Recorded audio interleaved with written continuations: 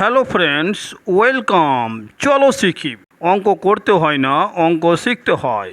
আজকে তোমাদের শেখাবো দশম শ্রেণী গণিত কোষে দেখি 5.1 অনুপাত ও সমানুপাত।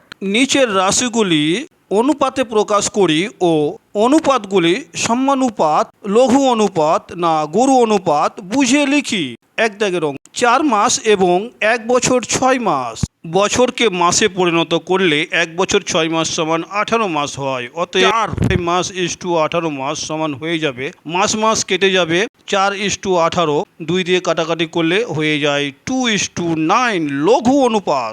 এবারে প্রশ্ন, লঘু অনুপাত এবং গুরু অনুপাত কাকে বলে? 2-এর 9 যেহেতু 1 থেকে ছোট, তার জন্য এটাকে লঘু অনুপাত বলা হয়। এরপরে 1-এর 2 নম্বর প্রশ্নের উত্তরটা আমরা শিখে নেব।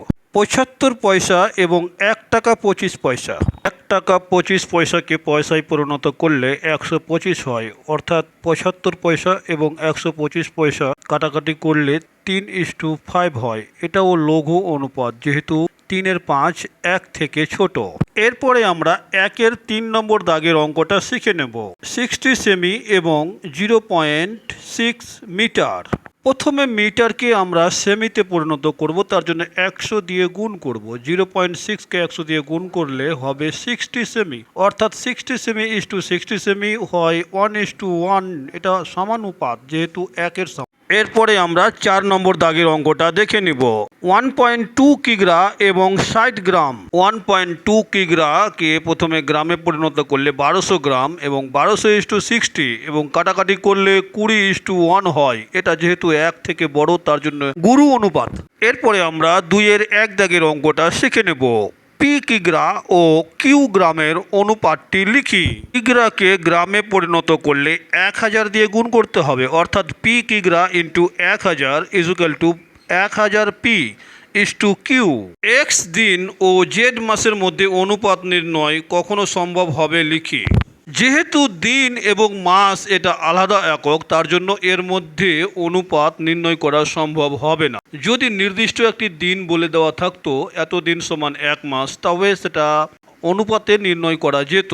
কিন্তু আমরা জানি 1 মাস সময় কোনো সময় 28 দিন হয়, কোনো সময় 29 দিন হয়, কোনো সময় 30 দিন হয়, কোনো সময় 31 দিন হয়। তার জন্য মাসটা যেহেতু এখানে নির্দিষ্ট নয়, দিন এবং মাসের মধ্যে অনুপাত নির্ণয় করা সম্ভব নয়। একটি অনুপাত ও তার ব্যস্ত অনুপাতের মিশ্র অনুপাত কি ধরনের অনুপাত হবে লিখি। ধরি একটি অনুপাত a:b এবং এর ব্যস্ত অনুপাত হবে b:a। মিশ্র অনুপাত সমান a/b equal two b/a। a কেটে গেল, b কেটে গেল, থাকলো 1:1। a/b:c, b/c:a, c/a:b এর মিশ্র অনুপাত নির্ণয় করি। a/b, b/c, c/a, a কেটে গেল, b কেটে গেল, c কেটে গেল, থাকলো শুধু এদিকে 1 আর এদিকে abc, অতএব 1:abc।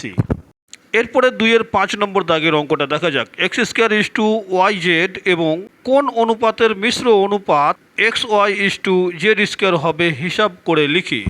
ধরি a:b এবং x² ইস টু yz এর মিশ্র অনুপাত xy ইস টু z²।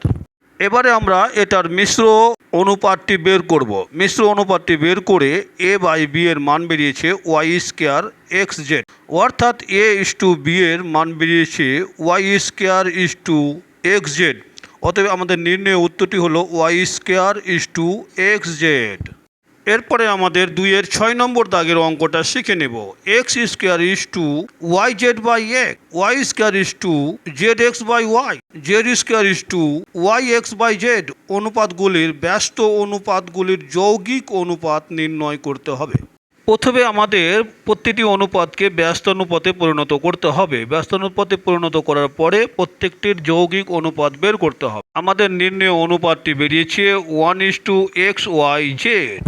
নিম্নলিখিতগুলির মিশ্র অনুপাত বা যৌগিক অনুপাত নির্ণয় করি। 3-এর 1, 4:5, 5:7 এবং 9:11। আমরা অলরেডি যৌগিক অনুপাতটি করে নিয়েছি, 5 5 কেটে গিয়েছে এবং আমাদের নির্ণয় উত্তরটি হয়েছে 36:77। এরপরে আমরা 3-এর 2 নম্বর অঙ্কটির যৌগিক অনুপাত বের করব। x + y is to x - y X square plus Y square is to X plus Y whole square এবং X square minus Y square whole square is to X four minus Y four. আমরা already সমাধানটি করে নিয়েছি। আমাদের সমাধানটি হয়েছে 1:1। কী করে হলো একবার দেখে নাও। ওই পাশে আমাদের X four minus Y four রয়েছে এবং এই পাশে আমাদের রয়েছে X square plus Y square into X square minus Y স্কোয়ারের হোল স্কোয়ার। মানে এখানে দুটো X square minus Y square আছে। এই দুটোর মধ্যে যে কোনো একটা নিয়ে আমি X four minus Y four করে দিলাম এবং একটা আমার X square minus Y square থেকে গেল।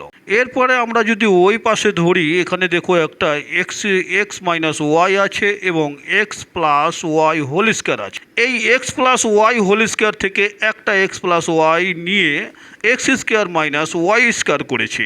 এরপরে আমাদের সিম্পলভাবে কাটাকাটি যাবে। X four minus Y four কেটে গেছে, X square minus Y square কেটে গেছে, এক্স প্লাস ওয়াই কেটে গেছে। দুই পাশের সবগুলোই কেটে গেছে, রয়েছে শুধু 1:1। এরপরে 4-এর এক দাগের অঙ্কটা শিখে নেব।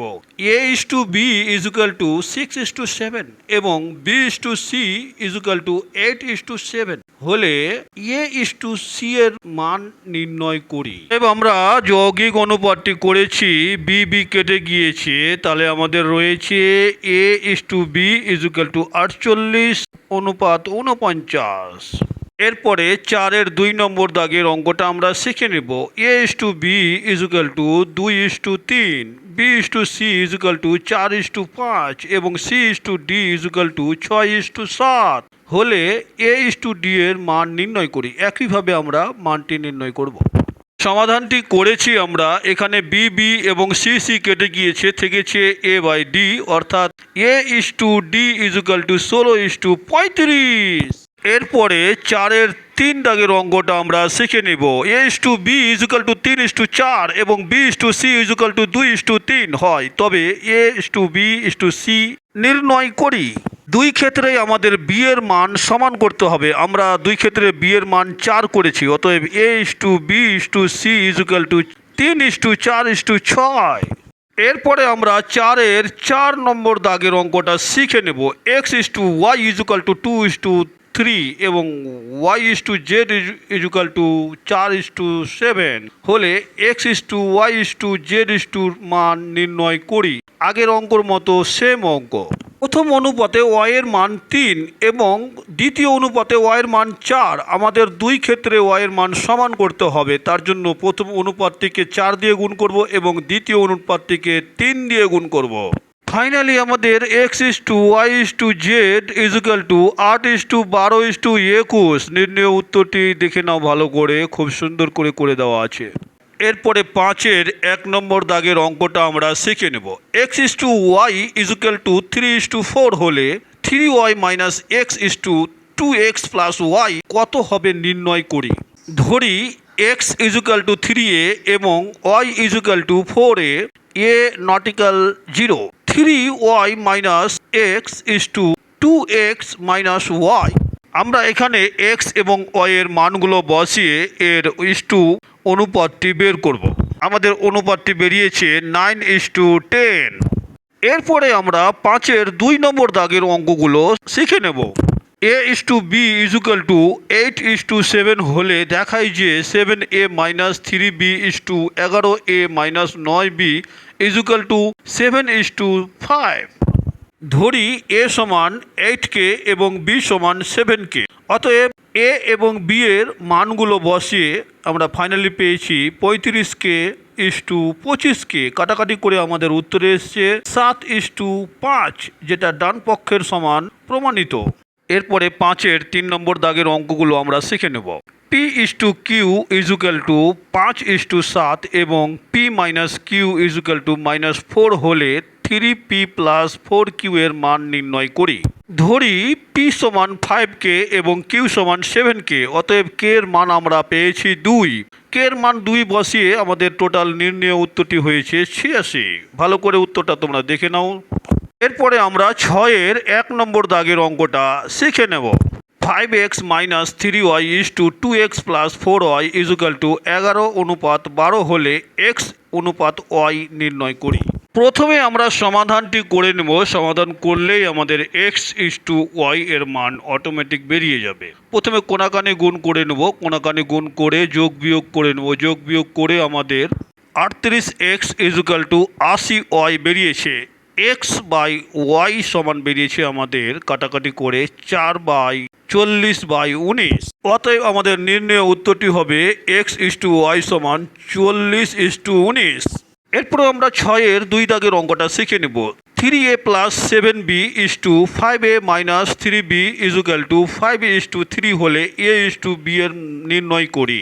প্রথমেই আমরা সমাধান করে নেব। কোনাকানি গুণ করতে হবে, তারপরে এখানে যোগ বিয়োগ করতে হবে। যোগ বিয়োগ করে আমরা পেয়েছি এখানে 16a = 36b। a/b কাটাকাটি করে পেয়েছি a/b = 9/4। অতএব a/b সমান 9:4। এরপরে আমরা 7-এর 1 দাগের অঙ্কটা শিখে নেব।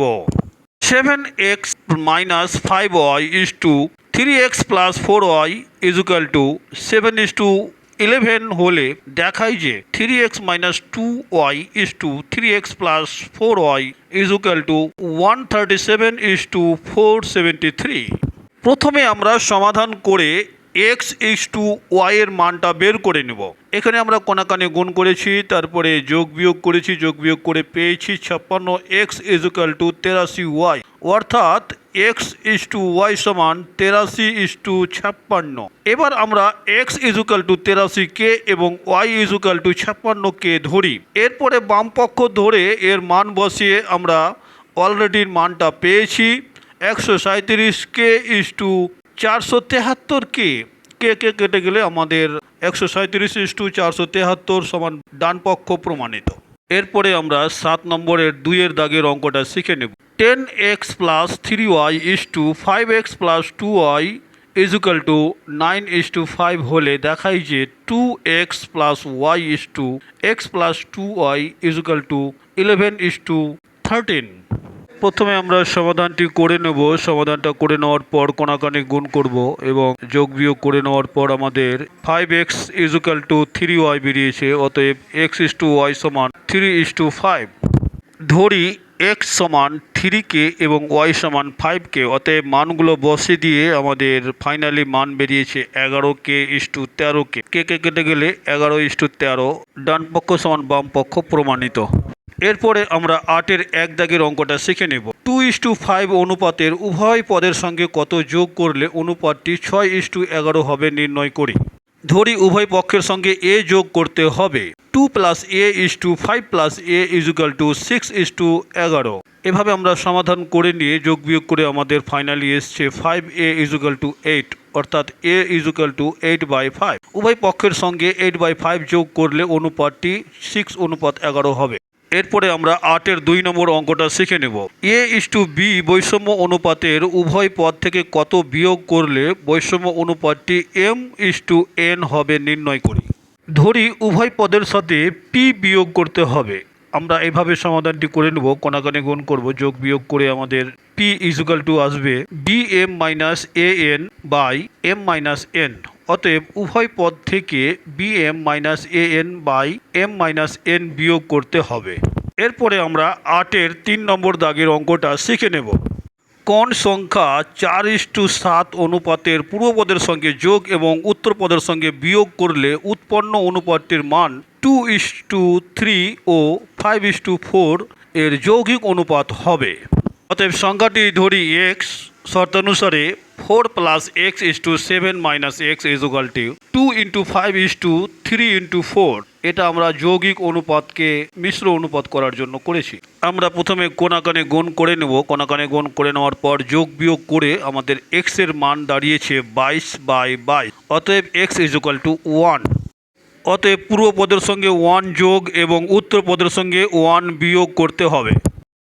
অতএব ভিডিওটি আমরা এখানে শেষ করলাম। Thank you for watching.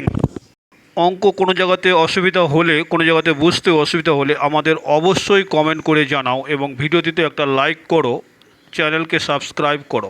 অবশেষে একটা কথা বলি, অঙ্ক করতে হয় না, অঙ্ক শিখতে হয়। তাই চলো শিখি।